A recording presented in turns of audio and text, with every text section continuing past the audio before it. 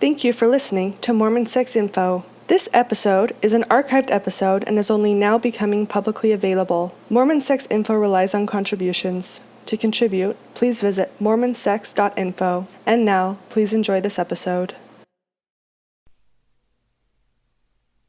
Are you feeling pain that comes with navigating your journey with Mormonism? Natasha will be leading 2 upcoming events and would like to personally invite you to attend. June 1st through 3rd, she will be in Salt Lake City, Utah, and joined by Dan Weatherspoon, PhD, on Understanding and Navigating Healthy Perspectives and Journeys Within Mormonism. June 8th through 10th, Natasha will be in Park City, Utah with Dr. John DeLynn for the Mormon Stories Retreat, Navigating Life During and After a Faith Crisis. For more information, please visit her personal website, natashaparker.org. And now to the episode.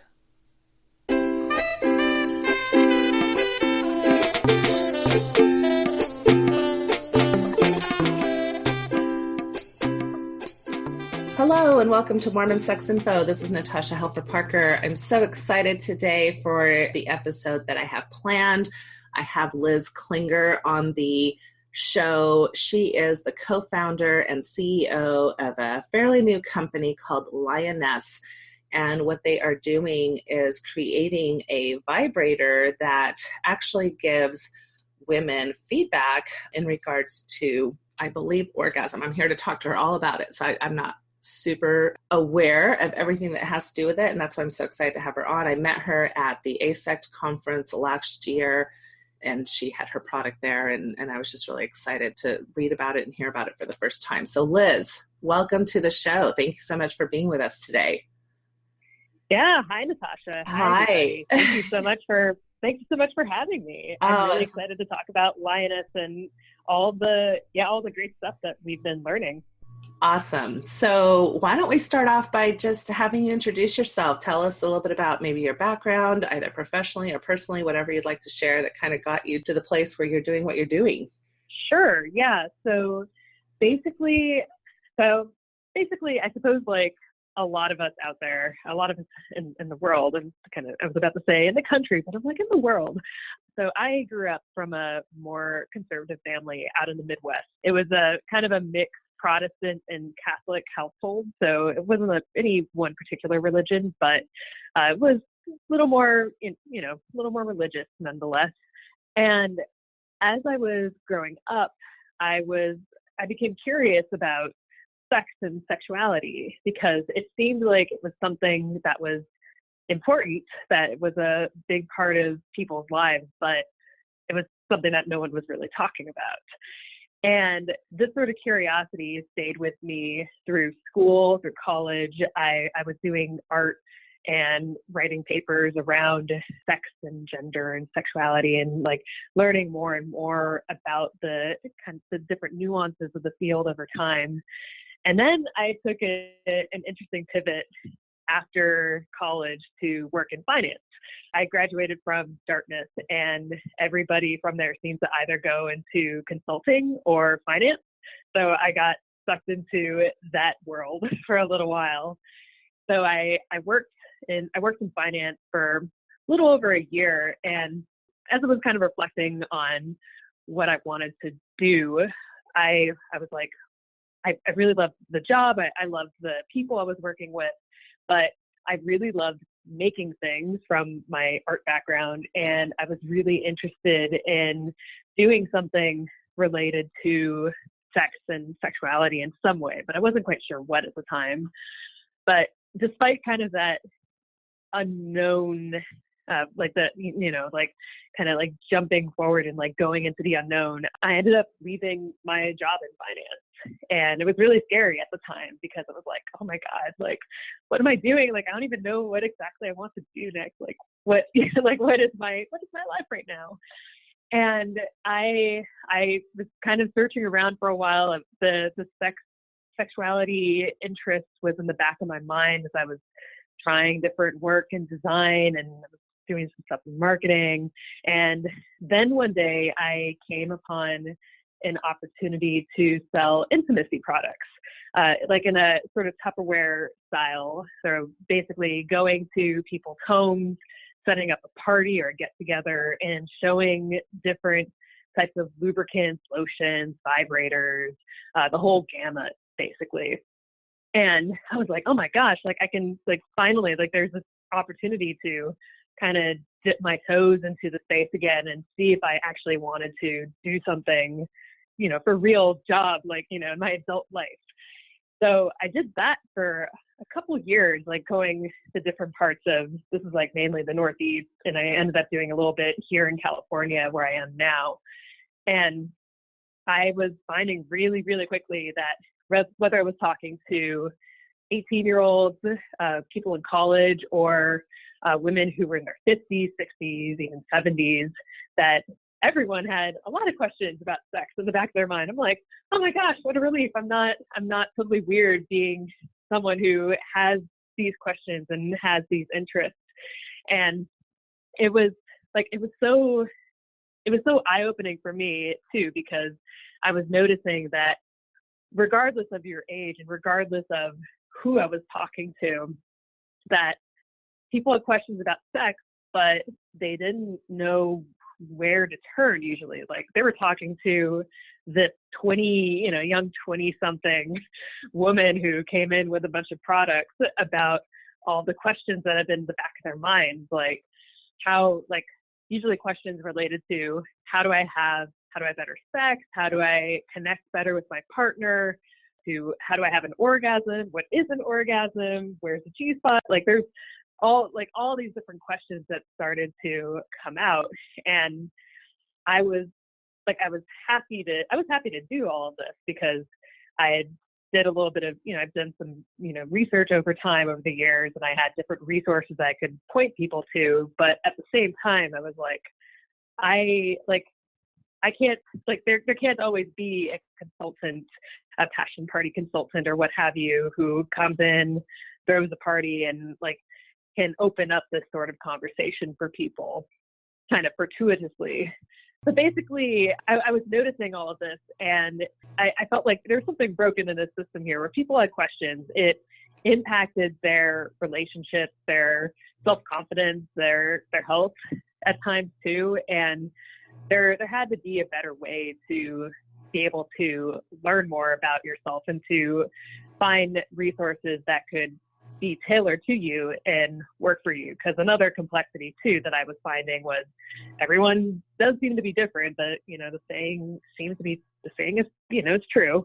Yeah. But how do you, like, what different things work for different people too. So even if you're looking at books or magazines or like general advice from different people out there on the internet, like one piece of advice might work for some people, but it may not work at all for other people. So it's a sea of confusion for a lot of folks, especially when you add the layer of like we don't generally talk about sex day to day. Most people do not. And you don't see a lot of information about sex and sexual health in the places that we usually like read, watch, consume.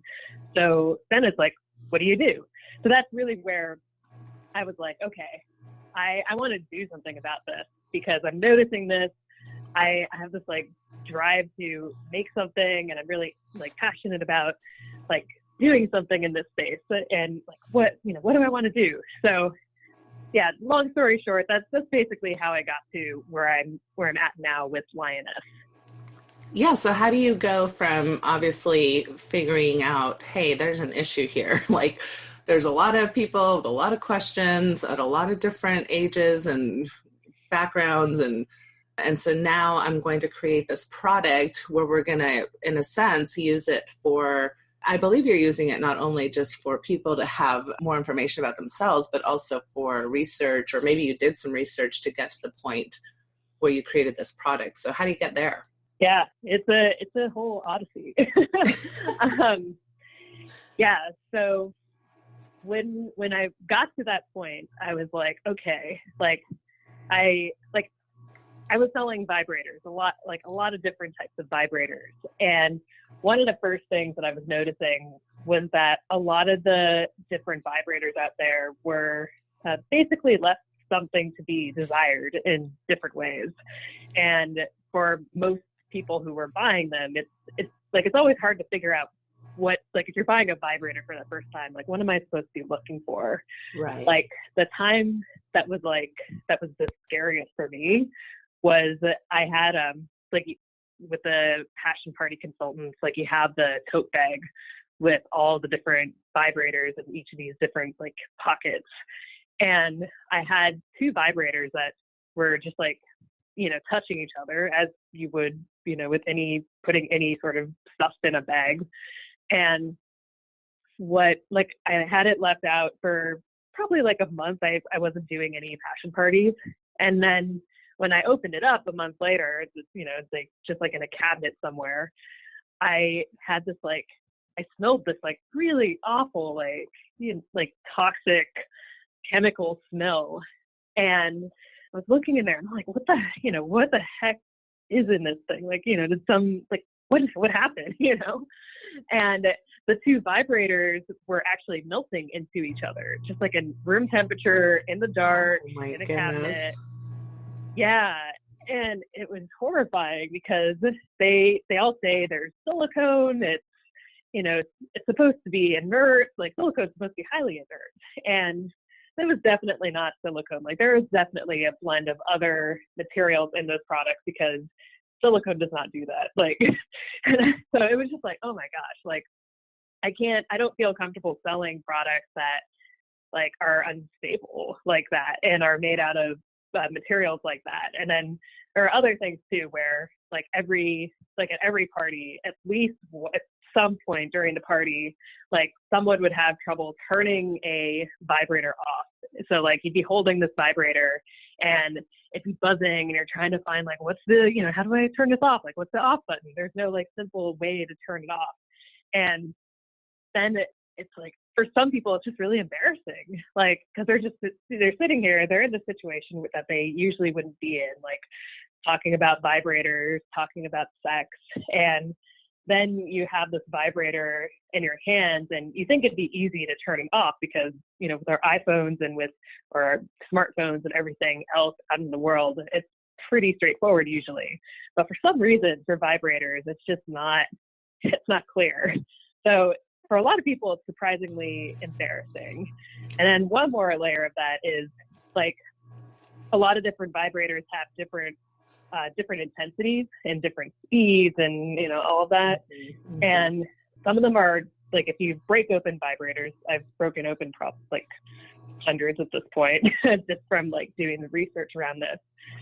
There are a lot of vibrators that have motors that are either really, really strong or really, really weak. And it's hard to tell, like, especially, again, if you're looking for a vibrator the first time, like, what would you prefer? Like, what sort of preferences do you have? Because the worst thing sometimes is, like, especially if you have a vibrator that runs at a lower speed, like, there isn't anything you could do to, like, muffle or soften the vibration like you can with a stronger one. So if you buy that and then you try it, you don't like it, you're kind of left with a dud product that doesn't work for you and you can't return it. So it's like, that a lot was of these are really expensive disappointing for me. Yeah.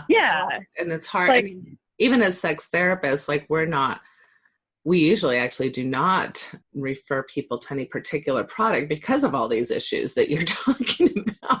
And there's so many products out there, right? Like, what's going to maybe one person find pleasurable, another person isn't. And then it's not our job as sex therapists to be, worried about the product's quality, right? I mean, so, like you're mentioning, like, what they're made out of and whether or not their marketing is accurate and whether or not they're actually made of the materials that they're saying on the box. I mean, this is all a big mess that you're talking about here. Exactly. Yeah. And all of this is unregulated. Like, the U.S. government is not regulating any of this stuff. So, like, compared to medical devices or even like tampons and other sort of reproductive care products, those are regulated by the FDA, but sex toys are not. Like, just plain and simple. They're basically the equivalent of novelty products that you buy at a tourist gift shop when it comes to the material quality. Yeah.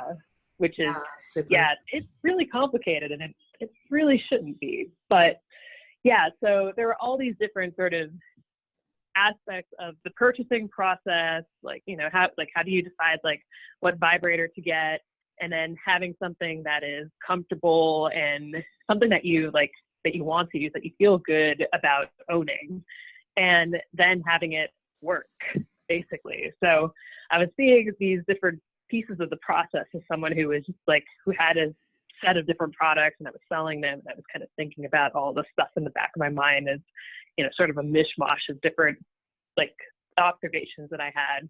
So in all of this, it seems like the next step then was, how did you start thinking, okay, I might want to either do research on vibrators, or you got in touch with an engineer or something in order to start creating your particular product? Like, walk us through that process. How did you get to the point where you actually had a product in your hands? The thought I was basically getting to was, I noticed that vibrators, the products I was selling were to be desired, and I wanted to figure out, how do I make a better experience for people? Because it can be great if you have a good product, basically. So my background in art is in sculpture specifically, and I ended up, for fun, if you can call that fun, take a bunch of engineering classes before I graduated from college. Like, I was almost like, I'd wanted to become an engineer, but it was like already, I was about to leave, and I didn't want to spend like 3 more years in school, but I had enough of the skills to basically start prototyping on my own. So I taught myself how to do like 3D design, and basically the process for starting to prototype my own products. So okay, yeah, that's fascinating. So building a lot of this stuff by hand initially. And in between, like, I moved from the Northeast over to California, and was getting into kind of this, like, there's, all the startups out here in California, and a lot of this technology, and a lot of different engineers and talent over here on the West Coast. And early on, I ended up teaming up with a couple of folks who were also passionate about this space. One of them is, she used to work at Amazon Lab 126 as her background is mechanical engineering. So she was able to help carry through the product from just this like kind of, my prototypes, which were, not best in class, but, we figured out how to make something, right, to actually like manufacturing and scaling all this. And a major piece of this, like early on, was in this question of like how to make a better vibrator. We're finding that, well, okay, if different things tend to work for different people and we want it to be a generally good experience, let's make this vibrator automated, like have the vibrations and have the different settings adapt to you. So you don't even have to like think about, okay, if I'm looking for something, like what works for me, it can be something that could be built in a way where it could just work. Like all you need is to, turn the button on, turn it off, and like that's it. So that was the first iteration that we were kind of thinking about for making a better experience for people. So meaning that the product would have its own way of knowing if you needed higher vibration or pressure on responding to how your body was responding? Yeah. Basically. Wow. Yeah, so that's what that was the first idea that we built to, and we put in different, like that's where we put in the different technology for it, like a lot of what we have now actually. And we started to like give that to people to test, and we were asking questions and, asking people like what they thought, and, starting to consult like hundreds of people from, it ends up being like around the world on just different preferences and beta testing and all of those things. And the interesting thing was like the idea of like an automated vibrator sounds fascinating, but when we talk to people about their experience, it was actually kind of like a mess sort of experience, because a lot of the folks who ended up trying it, they're like, well, like it was cool, like it's a cool experience, like, interesting idea, but I end up just using 1 or 2 settings on the vibrator usually. Like I don't tend to like do a lot of patterns or, a lot of these like different sort of things. Like I just need one consistent setting and I'm good. So a lot of people just thought it was nifty for the most part. Well, I'm thinking about my own experience, like trying to figure out which button to push higher when I want more pressure. And then usually I push the lower one. So then I'm frustrated. Or then when I finally need lower pressure, I'm pushing higher pressure, which then I'm like throwing the whole thing across the room. It's too yeah. much. Okay. Yeah. So that is. This is sounding pretty good to me, but. So what we did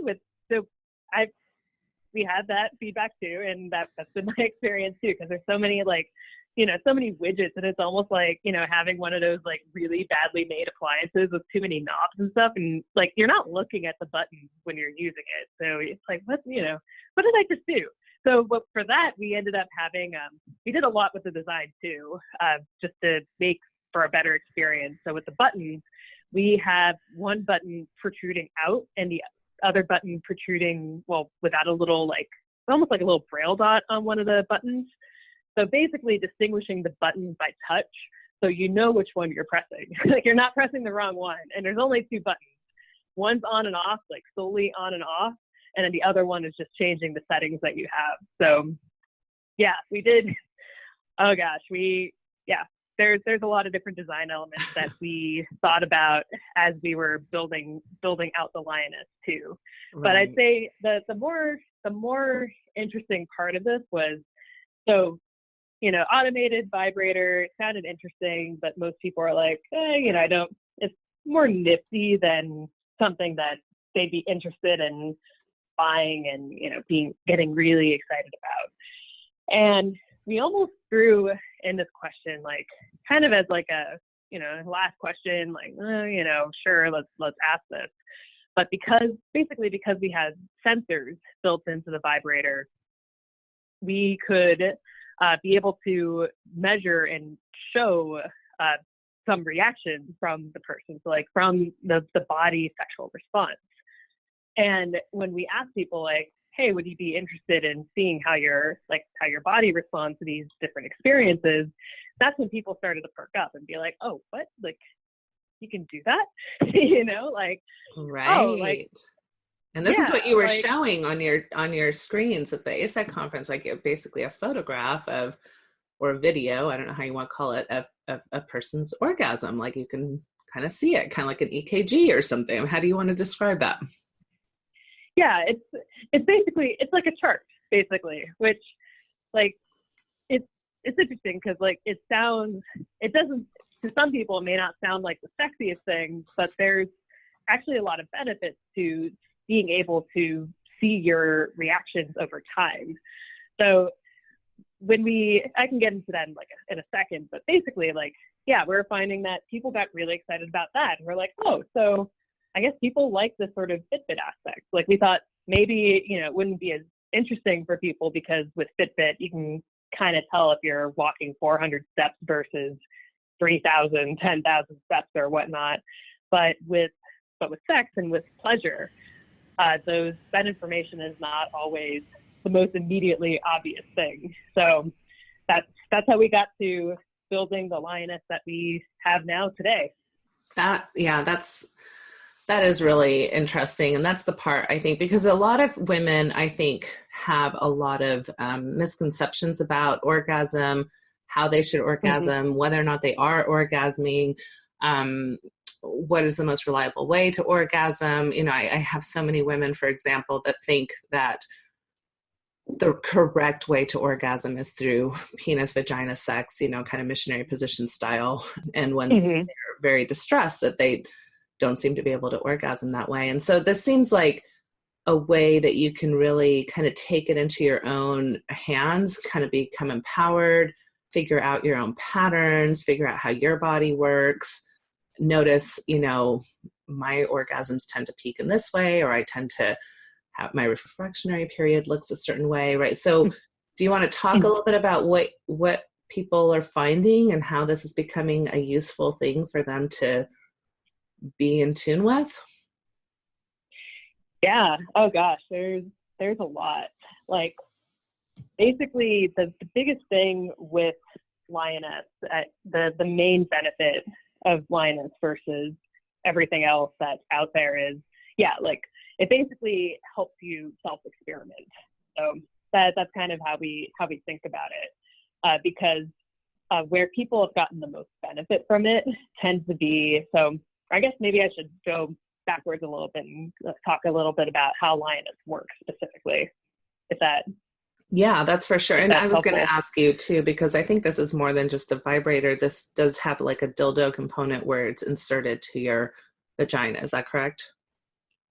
Yeah, that is correct. So basically how the Lioness works is it looks like a standard vibrator. You use it like a standard vibrator. So there's no extra steps that you need to really think about. It's just the on and off button again. And after you use the vibrator, if you want to, you can see what your session looks like. So the vibrator comes with an app, and you're able to sync your vibrator to the app if you want to see a particular experience that you had. And then you can, it's there basically. So it has like these different sensors that are able to show you how your body responds during a sexual experience. So it can be like the major aspect of this that we're doing right now is pelvic floor movement, so pelvic floor patterns.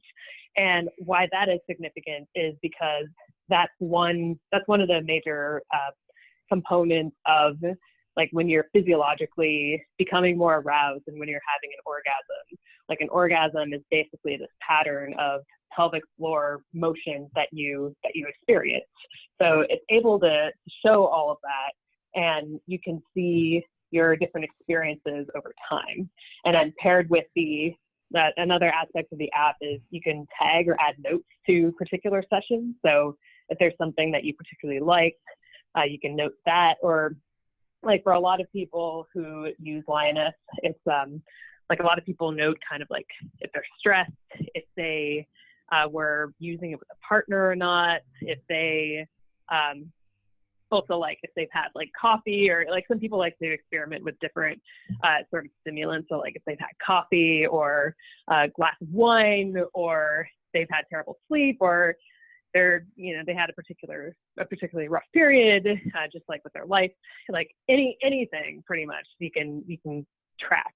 So you might start noticing differences depending on these factors that are different in your life, including even when you use the product with your partner versus if you use the product by yourself.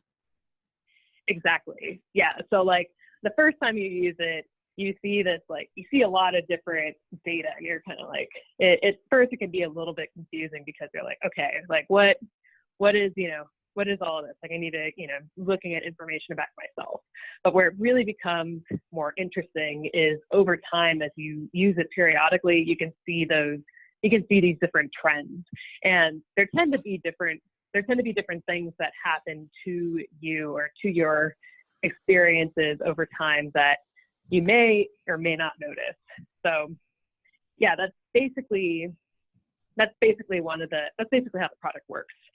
Or I can say that slower for the podcast. That's basically how the product works. So you're able to see these different trends and changes, and then the other sort of the benefit, one of the other core benefits of Lioness is you can use this as a sort of like a supplemental way to communicate your experience of pleasure with a partner. So like one of the things that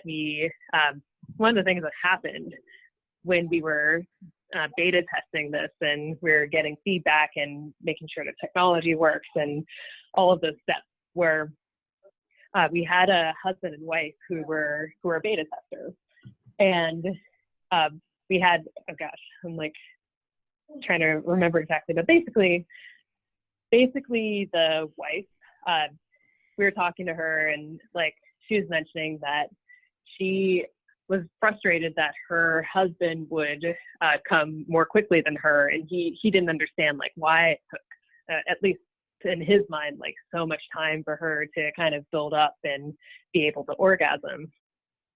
And so she actually used this vibrator to got a chart. And at the time it was like, it wasn't on an app. So it was like, you know, a PDF that we sent her.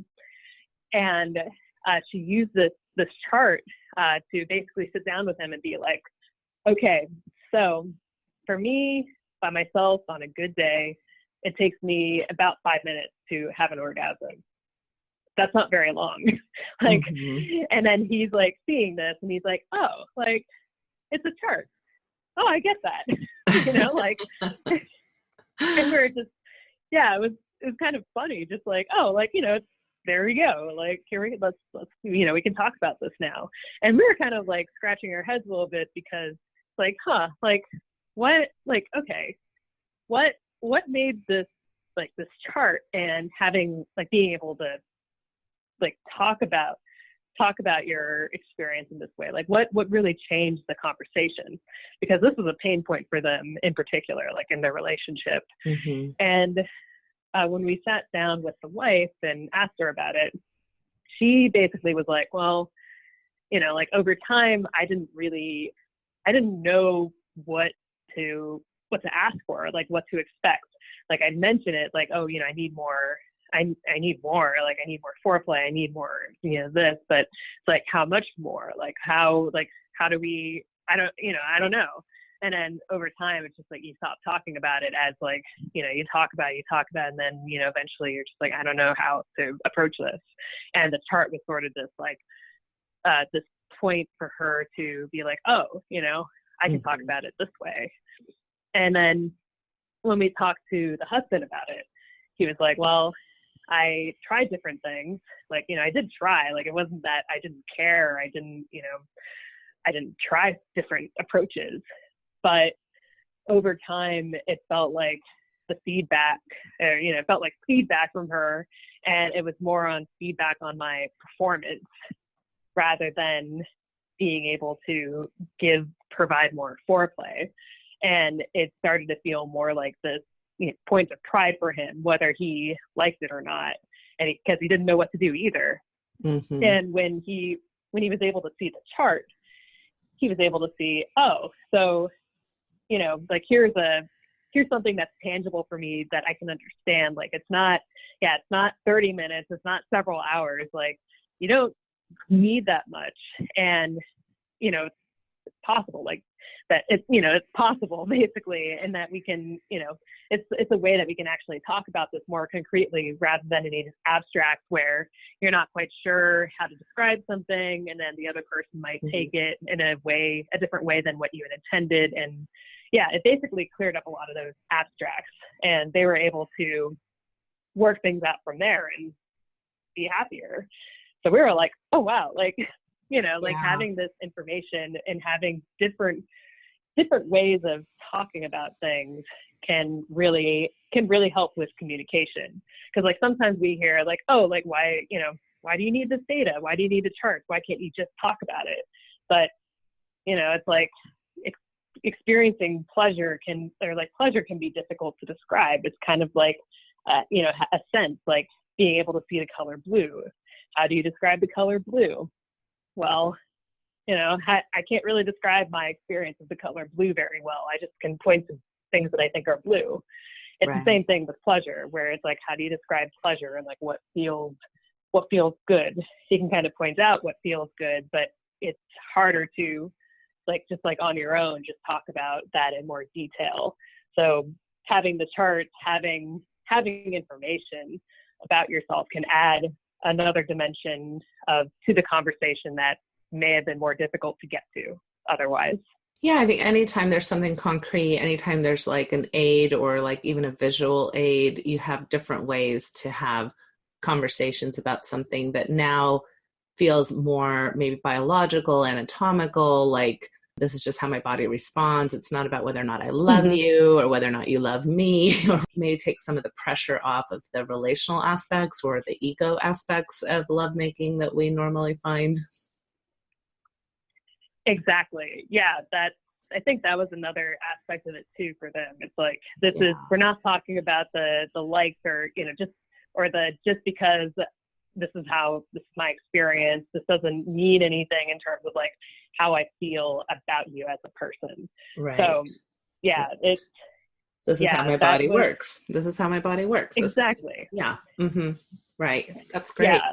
So Yeah. what other themes do you see that women are being helped in? Like, for example, are women finding that their orgasms, for example, might be different than what their friends experience, or, how it's sometimes described by other people? I see a lot of women who are like, well, my friend says she's got multiple orgasms going on. Why can't I do that? Or Hmm. my friend seems to think that it's this really powerful experience, whereas for me, it's pleasant and it's nice. And I think I'm having an orgasm, but it's more like these small waves. It's not something hugely dramatic. So is it giving women information about their own orgasms that is helpful to normalize just for themselves?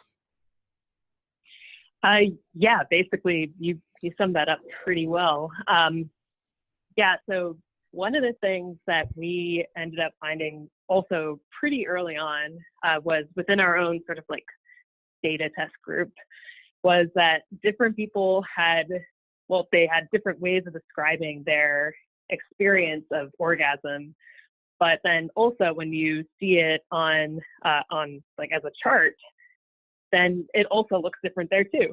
It was just like, that still like blows my mind in some ways, because what we're basically finding is that different people have literally these different like physiologically, or different people have different physiological experiences of orgasm. And it was something that we saw as we were doing we did a lot of research into like prior research that had been done, talking to different folks in healthcare and in research and other sort of experts in the space.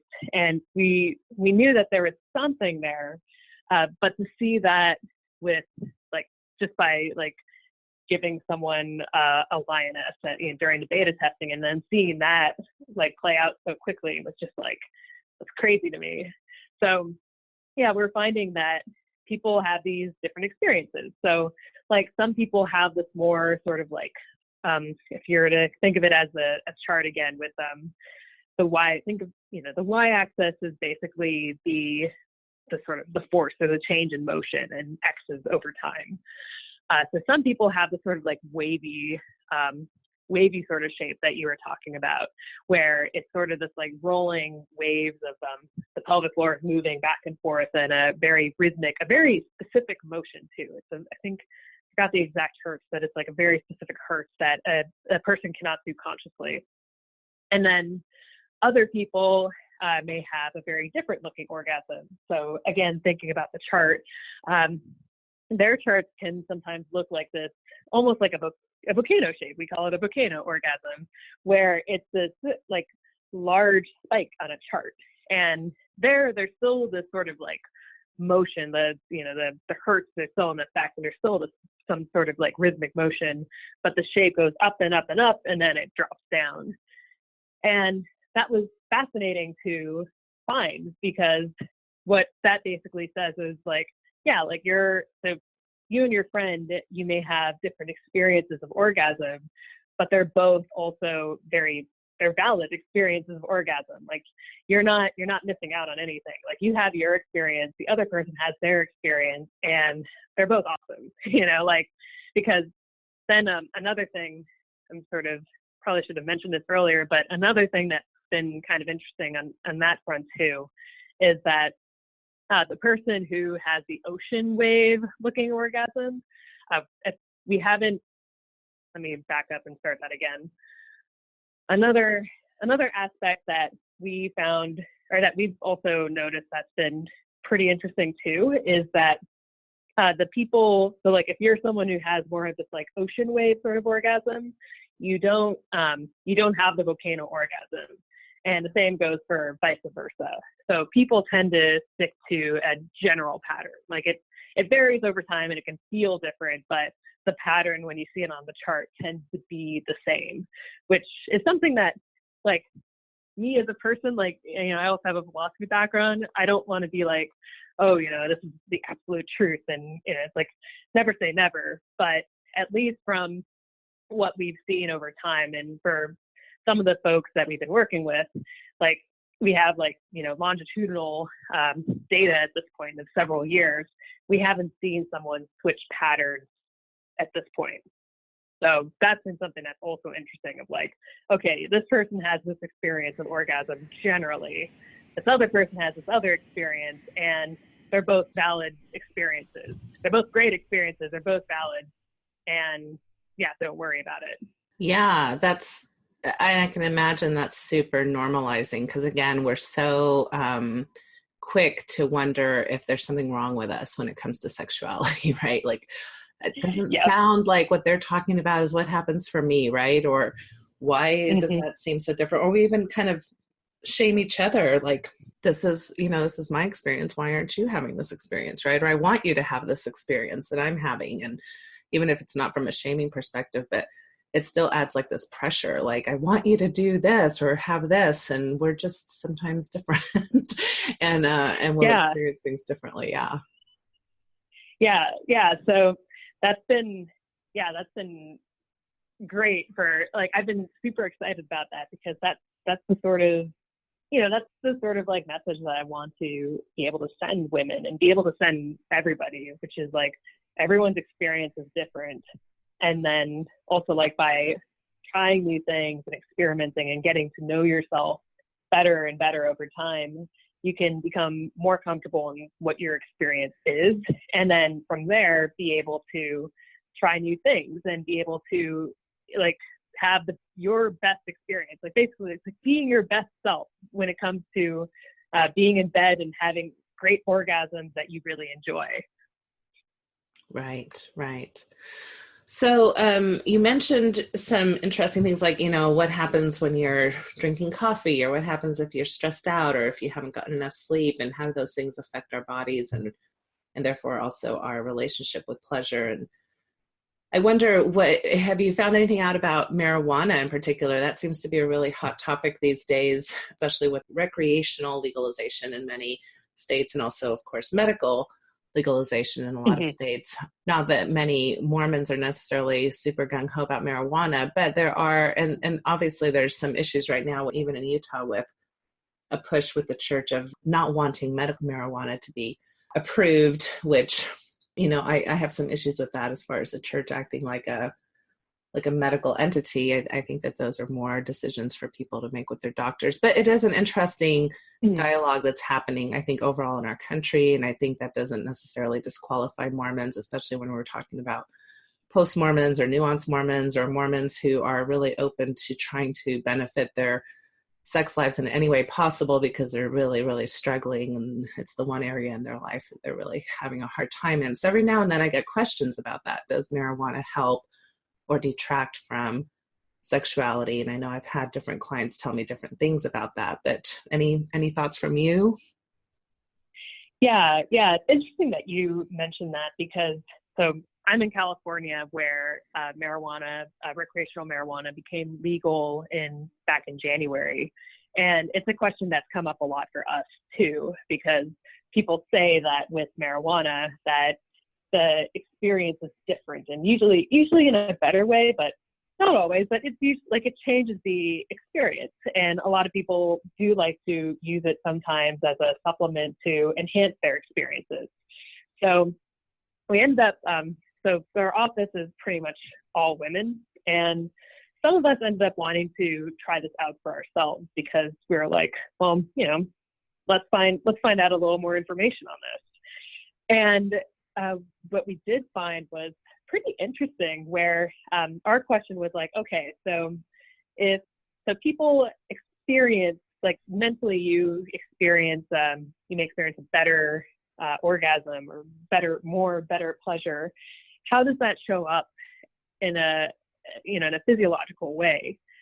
And we saw that, the charts looked different, which was like crazy to me, again, because, like, generally speaking, like, for the different orgasm patterns, like, there are definitely some changes over time, but not as dramatic as we've seen with something like marijuana, where, like, so for instance, like with the ocean wave, so specifically, it's hard to, like, without a picture of this, it's hard to kind of describe the specifics, but basically like this, like, think of this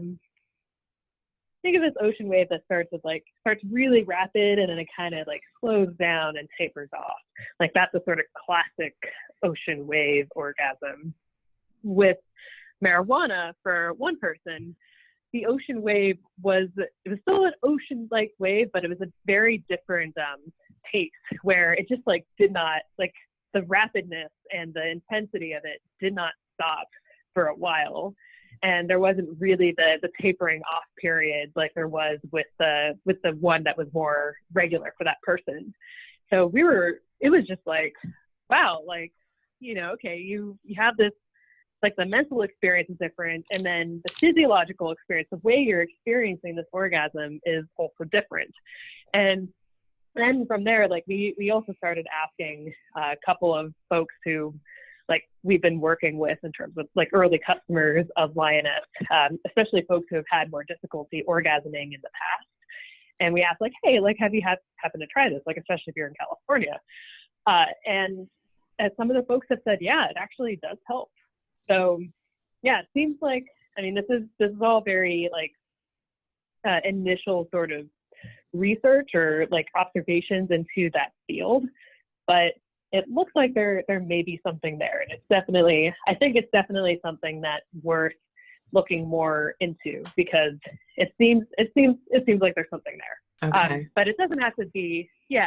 For example, Yep. I've got some couples that, you know, they'll get to the point where they finally get comfortable with the use of marijuana as, you know, kind of like a last ditch effort. And so the one partner, typically the husband in some of these cases that I've worked with, is super excited, can't wait, thinks this is going to be the answer, you know, and the woman is having her first experience with marijuana, which in of itself can be different for different people. I've had some women say, well, it totally put me to sleep. You know, I wasn't in the mood for sex at all. I've had other women tell me it raised my anxiety levels. That didn't necessarily increase my level for sexuality. I've had other women tell me, yes, I felt myself relaxed and I could relax into kind of the pleasure. I mean, so like, I think with most substances, you know, whether it's alcohol or, I can't imagine, I mean, alcohol is probably the one that most people use as far as trying to have a little bit of a kind of relaxing effect, right? If you're going to have a glass of wine, maybe that might help some of your inhibitions sexually, or at least some people report that, but not all people report that, right? And so it's just, again, it's somewhat individual, and not to, because I just don't want people to have all these huge expectations that then it's just yet another letdown. Right. Yeah. I think at least in particular for marijuana, like I'm not an expert in marijuana by any means, but from my basic understanding of it, there's different types of plants, different strains. Now there's, like in California, it's becoming more and more regulated also. So like what it says on the label tends to be more accurate and as described, rather than like kind of like with sex toys, like it's not really a regulated industry, especially like in places where it's not legal. So these different, there's that one dimension where there's different plants, they have different effects for people. Different people respond to different things differently also. So even for some folks, marijuana is just like, it just does not work with their system at all. And it's like, it's not going to do anything good for them. Right. And there's that dimension of that too. Similarly, like with, I must have to mention, like with alcohol in particular, like I've heard of a lot of people mentioning, if they've mentioned masturbation or, you know, having difficulty reaching orgasm with a doctor sometimes, that they sometimes recommend a glass of wine to relax or calm the nerves or something like that. And what we found with alcohol is that can also be, like with marijuana, that can also make things more difficult sometimes than making it easier. Like some folks have reported that their orgasm and their ability to become more aroused, become more into it, like does basically simmers. Like it's kind of it's the opposite of an aphrodisiac for them. So that's another thing too, where it's like, yeah, some of these Yeah. things might help you, some of these things might not help you. But I think stepping back from that, the overall point that people should take away from this, if anything at all, is like that trying different things tends to be beneficial. Like going in with an open mind of like, I'm gonna try something, and I'll try that glass of wine, and maybe that will help. Or I can try I can try something when I'm stressed or when I'm not stressed, with a partner, by myself, like all these sort of different scenarios. And you can kind of get a sense over time of, well, out of all these experiences, what do I like?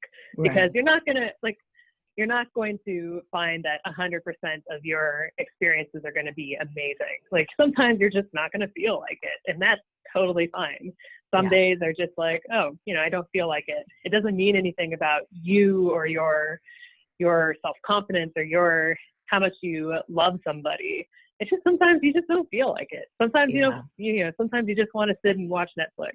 Like you don't want to go outside and exercise. Like it's the same thing. So it's like, don't worry about it. One more thing, if you don't mind me mentioning, since I know it's getting close to the hour, but I think it's still interesting to mention on the topic of like different experiences that people have had, the concussion story in particular.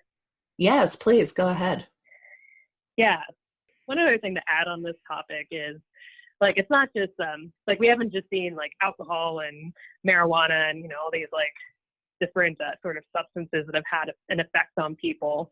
But one thing that we found recently, and I'm going to be writing a post about pretty soon, is somebody basically was able to see how a concussion that they had affected their experience of pleasure, because they happened to own the Lioness. So it was kind of a funny story, because they came to us via customer service, and they were asking like, hey, I think something is not right with the app. Like, it's showing data in a weird way. And is there something I need to do? Like, do I need to like download the app again? Like, kind of then working out back and forth, sort of like basically making sure that, it sounded like a different, we hadn't encountered this problem before. So we were kind of going back and forth with them on it. And as we were asking different questions, she mentioned at one point that she had experienced a concussion from a full contact sport.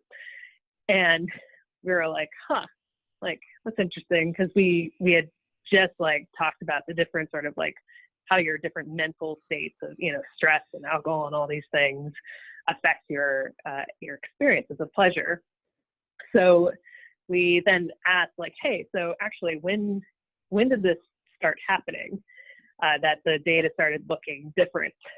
And she, lo and behold, she said right after her concussion. So we were like, that's really, that's interesting. So we basically were like, all right, let's wait a little bit. Let's, it seems like maybe there's something there, but let's see. And like we waited a little while, and fortunately she was starting to recover. And then like a couple months later, she was fine. The charts were fine. Everything was quote unquote, well, it was never broken. The vibrator was never, there wasn't ever anything wrong with it, but she was able to see that her experience of pleasure was literally different because she had this concussion. That's amazing. I mean, because we kind of know those things can potentially have an effect. I mean, it has an effect on every other aspect of your body. Why wouldn't it on your sexuality?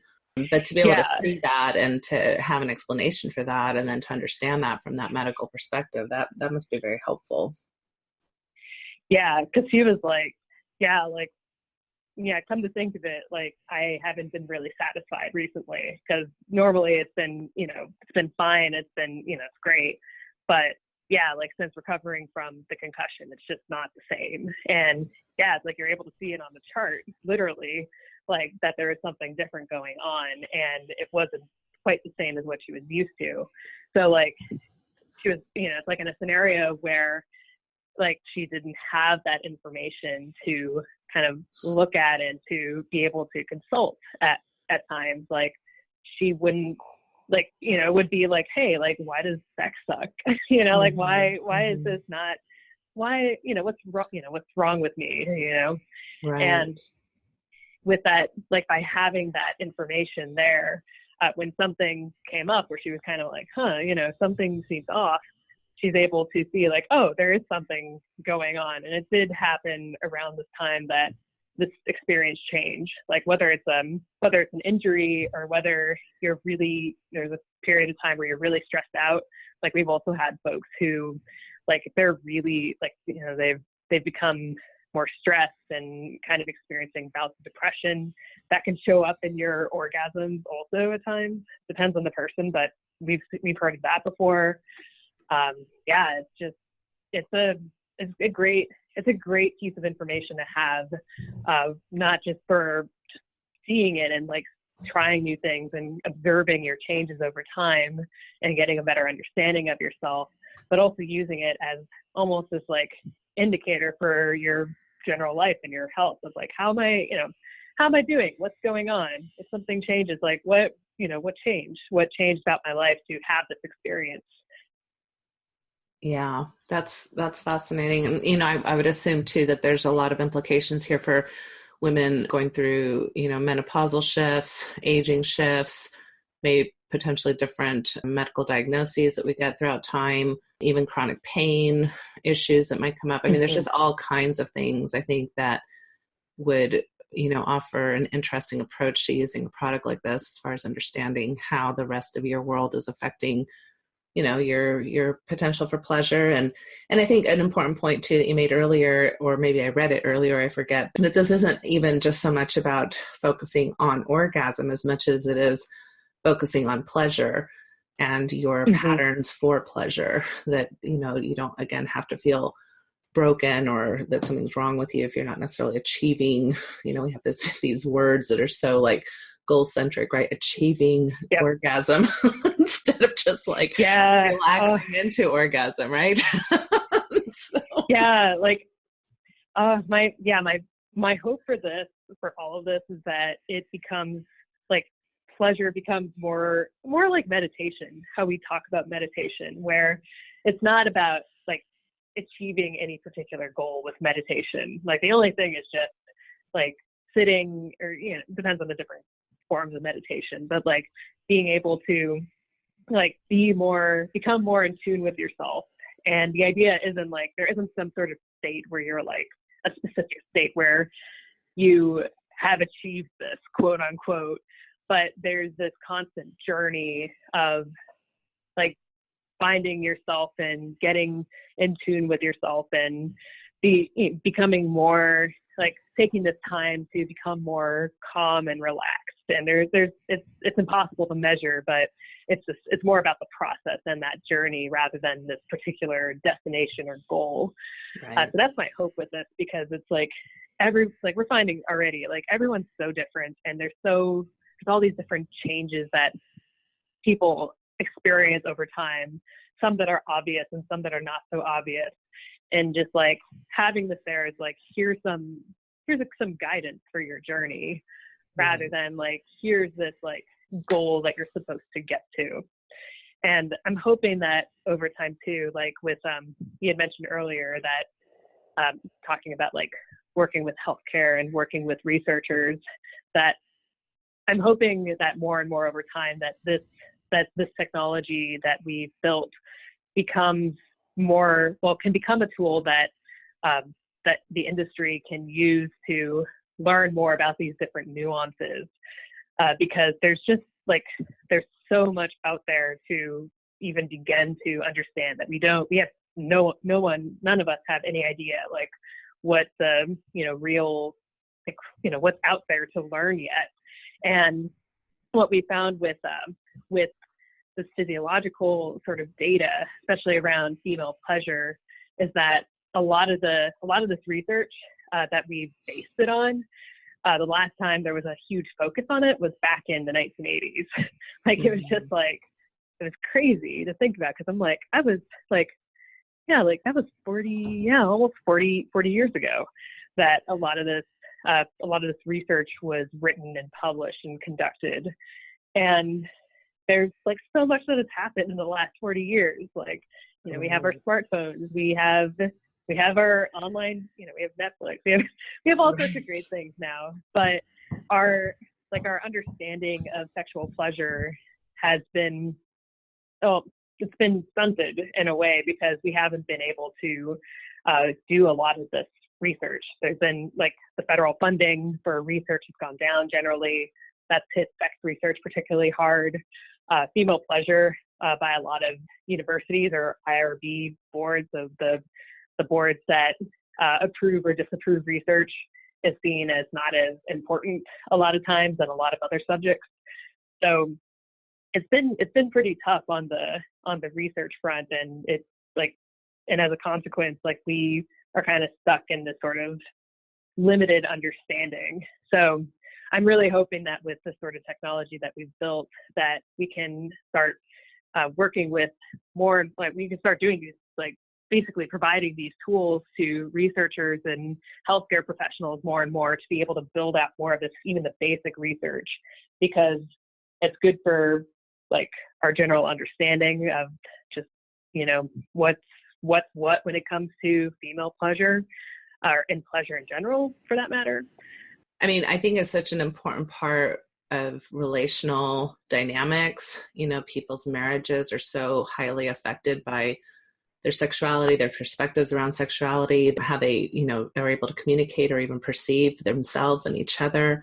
We know through some of the research that sexual pleasure can help with medical concerns such as chronic pain and stress and even menstrual cramps. I mean, you know, there's so many implications. So I agree with you. It's just ridiculous that we don't, you know, we still see sexuality as such a peripheral part of life, you know, that focusing on that is just kind of like fringe benefits, or why are we going to spend money on that type of research when we've got, you know, to figure out diabetes and cancer, and granted we do, you know, I'm not saying that those are any less important by any means, but I'm just saying it's not an either or. It really should be a yes and, because sexuality is such an integral part of all of us in one way or another, and there's just so much unnecessary shaming and pain and sadness, I think, around some of these issues, just because we don't have adequate information, we don't have adequate resources, etc.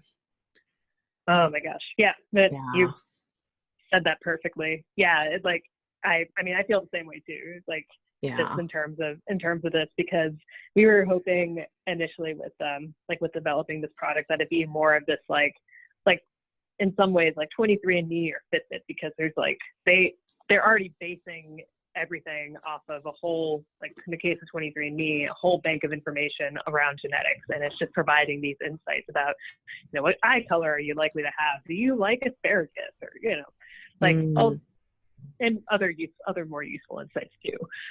But in terms of this, like we'd go to research to be like, is this the most recent thing on this subject? Like, is this really the case? And they're like, yeah.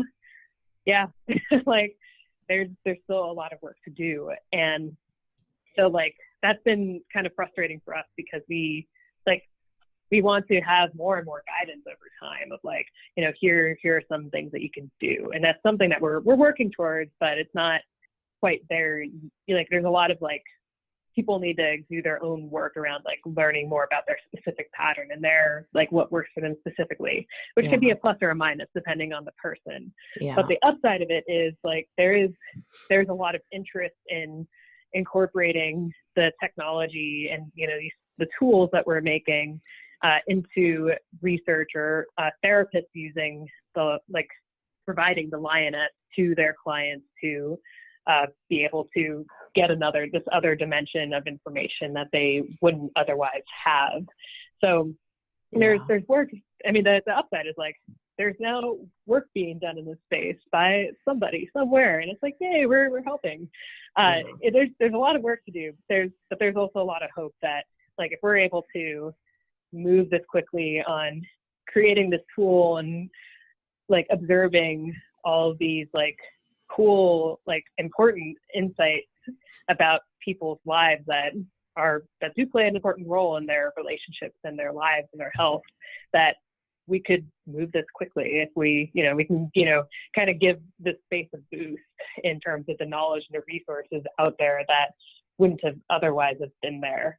So I'm like, I'm pretty hopeful about that. And like one of the things that we're going to be coming out with pretty soon in the coming months that I'm excited about in this regard is that we're going to be introducing a way for researchers to conduct research with our current Lioness users. So we've been pretty careful with the way that we've been handling the data, because it's very, this is very intimate data, and like people want to be anonymous for the most part. You don't want your data shared on Facebook. That's just silly, Right. So we've been very careful about how we've structured the database. We anonymize the users right now, and like even we don't know who is who in the database of information. So we've been pretty careful about that. Just the confidentiality piece is what you're saying. Yes. Mm-hmm. Yeah. So with the research piece, like we've had some Lioness customers express interest in being able to support this research, especially if we talk about it sometimes in our newsletters and talk about how there's been a lack of information, lack of resources out there, and ability to do this sort of research. So some of our customers have wanted to contribute to this research. They're like, just tell me what to do. Like, I'm not like there's some people who are like, I don't care if someone, if a researcher has my data, if they're going to be able to find good insights from it, or, if I'm able to help in some way. So for people who are interested in that, we're going to be basically setting up the app in a way where if you want to contribute to research, you have this sort of opt-in button where you can opt into the research that people you're doing, who you subjects or, who you care about. And you can opt into participating in that research if you want to. Like if you don't want to and you want to be anonymous, like you can also do that too. It's not an automatic opt-in, and we have to be pretty upfront about, like, if you do opt into research, you do need to provide certain demographic information, because researchers generally need that in order to do the work that they do. So we're trying to be like, we're working on setting this up because we want to be really careful with it. But Sure. Basically the idea is, like, if you want to, you can do that. And there's conditions to doing that, because if you participate in research, you're not going to be as anonymous as you were before with the initial way that we've set things up. But we want to give people the pros and cons of that if they're interested, so they can choose to do it. Because like the worst thing would be like if we just like threw people into like different research groups, and like I don't want to treat data as like just a bunch of data. It's all people and experiences on a subject that is very important and private for a lot of people. So that's something that's coming up in the pipeline for us. That's exciting to some people, and then other people it's like, good that you're keeping my data private. Right. So right. yeah. Well, that takes it a whole nother level, though, as far as if you want to help science and research, and all it takes is to have some fun with a sex toy. That's pretty cool. That's a cool way to help. Yeah. Yeah. Cause otherwise, like a lot of the physiological research that's done is still in the labs. Like one of my friends, she's a researcher I think she's graduating from Cornell now, but, basically she's been conducting some of this research around like female physiological pleasures, and the tools that they're using right now are pretty much the same tools that they're using back in the mid 20th century, where they use this little like tampon shaped like sensor that measures arousal. And then if you do any sort of like pupil measurement, you have the pupil measurement device, and it all happens inside a lab. So they have, like, the participants have to like go physically to the lab at Cornell and be part of this research. And it's usually college students. They're young, might be during midterms that are like rolling out of bed at like 7:30 a.m. to come and participate in research. Right. Like seriously, this is what seriously happened. They've drank like 4 Red Bulls for their cramming of their tests. God, yeah. And then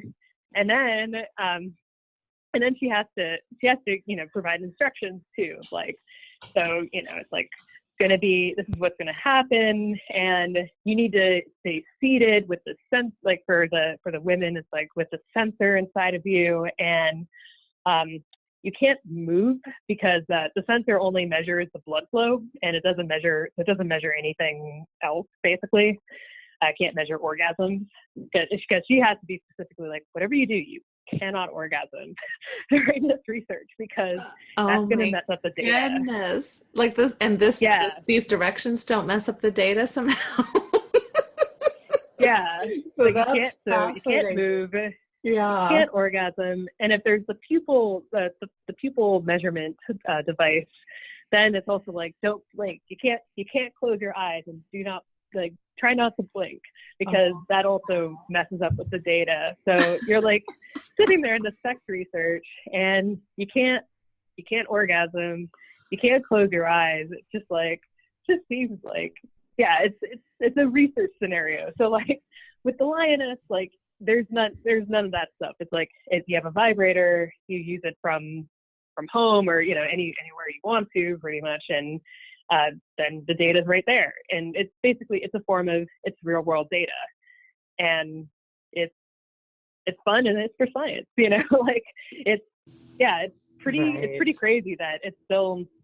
I mean, it's like that for research, and it makes sense with research because you need to try to isolate different variables, and you have the tools that you have. But if you don't have other ways of measuring experiences, you're getting a limited view of what you're able to do. Right.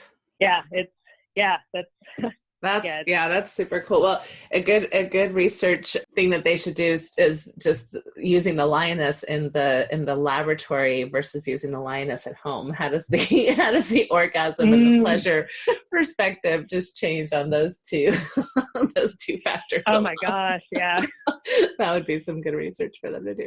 That's that is a research paper right there. Right there. So I do want to just kind of touch base just really quickly with, those who are listening. I know that many come from, Mormon backgrounds in one way or another, and they're at different belief spectrums. But, and I know enough from working with Mormons that both the idea of introducing a sex toy and also the idea of solo pleasuring, or masturbation can, for a lot of people, be a deal breaker or an issue, or at least bring up some conflicting feelings. And so the only thing I'll say, everybody has to, kind of figure out their own sexual values and what's okay for them and not okay for them. But from a Mormon perspective myself, I just really encourage people to see the bigger picture. I really love, the direction from, our original prophet, Joseph Smith, who said, teach people principles and then let them govern them themselves. And so I think the principle is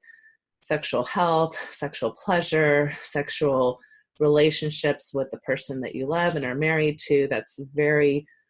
Those are very Mormon values, and we're very sex positive in that way. And so I think that I would really encourage people to, instead of seeing sex toys or masturbation as no-nos, that they would see things like secrecy or ongoing chronic issues as no-nos. And if there's something that's out there that the two of you, especially the marital unit, can get on board with and be on the same page about and see it as something that's edifying your potential relationship, then it shouldn't matter if the wife is exploring some on her own because her husband knows about it, isn't on board, or if there's a sex toy, it's not a threat to your relationship. It's just like wearing a negligee, or having sexy music in the background. It's just one more thing that can help you edify your relationship. So I just want to point that out, that I think from a Mormon perspective, I hope that those who listen can think about it from that view and think about what's going to benefit us as a couple, what's going to benefit me, my self-esteem, my mental health, my chronic pain, all of anything that you can do to help yourself will really fall under the Mormon principle of self-reliance and personal revelation and all these things that we have in Mormonism that I think can really help people make organic, authentic decisions that feel, righteous and feel good to them. So that's my little Mormon plug in all of this. And I don't know if you want to close off with any closing thoughts, Liz, or anything maybe that I didn't ask you about that you want to make sure you cover.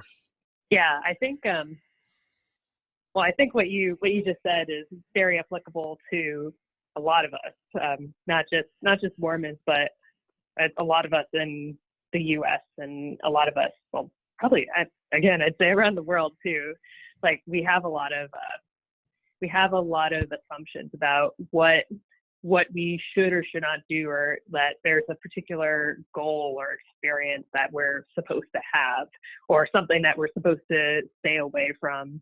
And if there's nothing else that I've learned a lot from even just being part of this process of building the Lioness and having it out there in the world. But I think one of the biggest takeaways from this whole experience has been that different things work for different people. And if something doesn't work for you, it's totally fine. There's something else that does. And also that I think another takeaway is that we need to continuously try new things and try different experiences that seem interesting, because the more variety that we have in our lives, just like, in general, like day to day, like, just kind of going about your day, traveling, having fun trips with your partner, with your family, or even when it comes to sex too, where you try different things when you're in the bedroom by yourself or with a partner, anything like that. Like that always, even if it's an experience that you don't really care for, like you're still learning something about yourself, and you're getting one step closer to really understanding yourself and your journey and your experiences if you have a partner, with your partner as well. So that's what I've seen in terms of like just being, my kind of corner of the world and being part of this journey myself, with building the Lioness. So, I hope that people are able to look at, like, seek out different experiences and try new things and figure out what they like and basically be their best self. Yeah, I couldn't second that more. Thank you so much for your time. I got to your table kind of at the end of my exploration of all the different products last year. So I didn't buy your product because I could kind of run out of my money already. You'll be the first table. You'll be the first table I hit at this time, because I'm excited to actually try this for myself. So I'd like to see my charted pleasure. I think that's going to be really exciting. I might even frame it. So as a sex therapist, I think that's an appropriate thing. Oh yeah. I didn't even get to. Well, I could talk about it after the recording. But speaking of framing your orgasm or framing your pleasure experience, one thing that we're also working on that should be coming out later this year is a project that we call Artgasm. So spelled how you think, ARTGASM. And what it is basically it's an artistic visualization of your experience. So like we found that some people like data, they like numbers, they love kind of like digging through all of that information. And other people like more visuals, like they like, you like looking at pretty things sometimes, or sometimes you like both. Right. So, right. Artgasm is basically making your experience into art. And the reason why we did that was because we're finding that all these experiences are so subjective. So we wanted to compare our pleasure experiences to almost like works of art, where there's no good art or bad art. There's, it's kind of impossible to define what those are. And it's more like, they're experiences, and they're all beautiful in their own way. So you can frame your artwork. If you want it to be art, you can frame it as artwork. Or if you want to frame it as data and a chart, you can also frame that too. Or you can do both.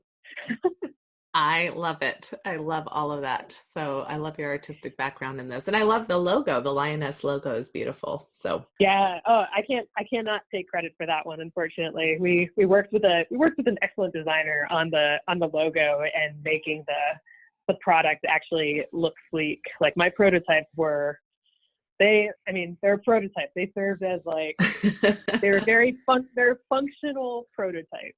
right. I'll put it that way. Right. Yeah, like I thought that the art side was important too, because it's something that I think, it helps to bring in another side of the brain, because different people engage in subjects in different ways. So that's kind of, just wanted to mention that. Yeah, no, that's great. And I will be linking to your website. I'll be linking to your TED Talk.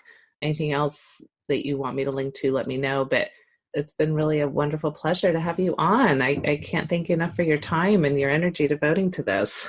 Yeah, thank you for thinking of me. It was like ASEX was almost a year ago. So I'm so happy that I'm so happy that you're thinking of us, and that I was able to tell my story and Lioness's story to you and your audience.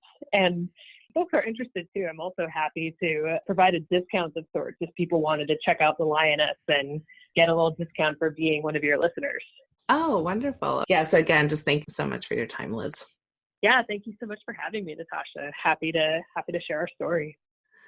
Yeah, I'm so glad you were on, and happy pleasure, everybody. Happy figuring out pleasure. And I hope you've enjoyed this listening, and make sure you check out the link, because they have to agree to give those of you who are listening and Mormon Sex Info subscribers and listeners a discount. So make sure you take advantage of that.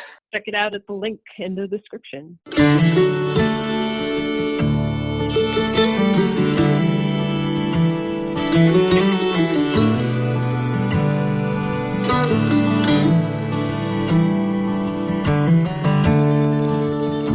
We took the long road home, turned minutes into miles,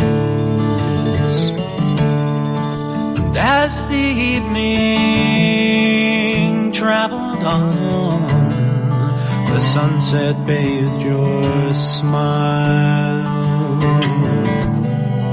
We stopped beneath the desert stars, wrapped in each other's arms.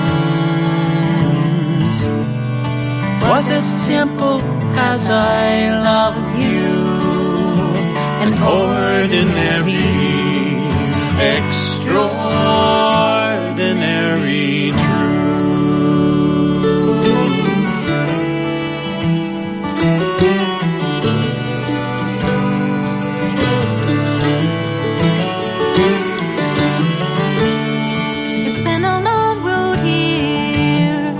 A trail with tears, pain and sorrow too.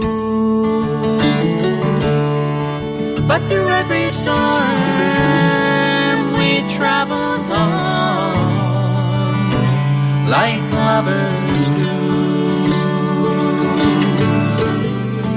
And if sometimes we fell apart, we always came back home. Was as simple as I love you, an ordinary, extraordinary truth.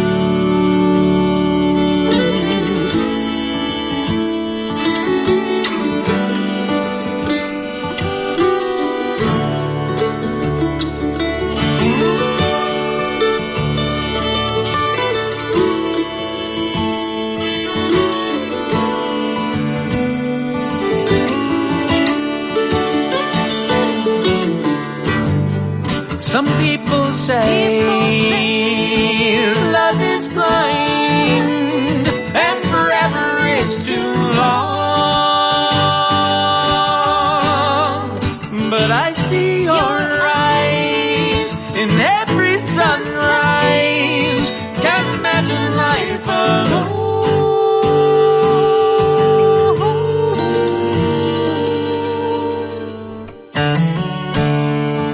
Let's take the long road on together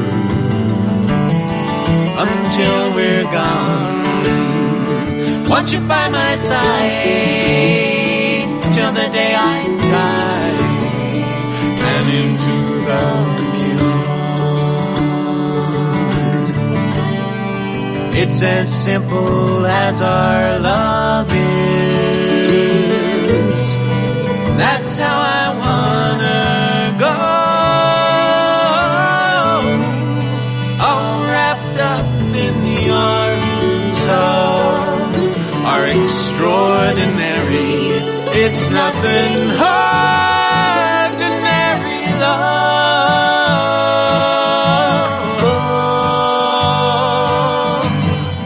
Ordinary. No, it's extraordinary.